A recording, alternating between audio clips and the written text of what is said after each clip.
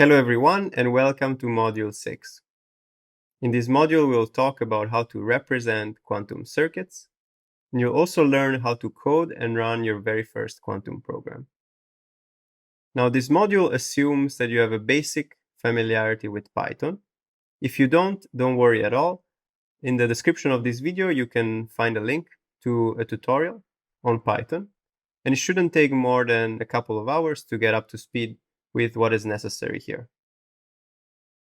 In a bit more detail, in this module, I'll start by teaching you how to represent a quantum circuit. This is very simple.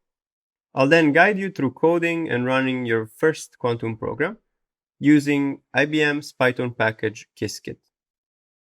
Together, we'll then make sense of the output of the program we ran. And finally, I'll show you a few more examples of single qubit quantum circuits. So how do we represent quantum circuits? So analogously to classical circuits, quantum circuits are also read from left to right. A qubit in a quantum circuit is represented by a wire. This is analogous to a bit in a classical circuit. Now the convention is that qubits are initialized in the state ket0, unless we specify otherwise. Now a single qubit gate is represented by a square on a wire, and inside the square we write the name of the gate that we want to apply. So these are a few examples of gates that you have encountered already. And as you can see, each quantum gate has an incoming wire from the left, which is the qubit on which we apply the quantum gate, and it has an outgoing wire which carries the state of the qubit after we have applied the quantum gate.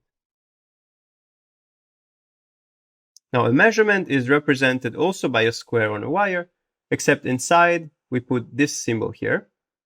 And if you look hard enough at this symbol, you'll realize that it sort of resembles a measurement device with this arrow. Now the main difference from the previous quantum gates is that the outgoing wire does not consist of a single line. It consists instead of two lines. And this is because the outcome of a measurement is a classical outcome.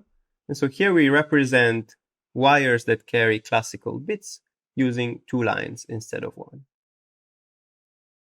So here is an example of how a very simple single qubit quantum circuit looks like. Here we're initializing the qubit in the state ket0. We could also omit writing this.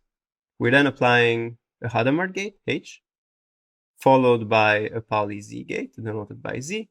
And finally, we're applying a measurement. And as you can see, the outgoing wire has two lines. It's carrying just a classical bit, which is the outcome of the measurement.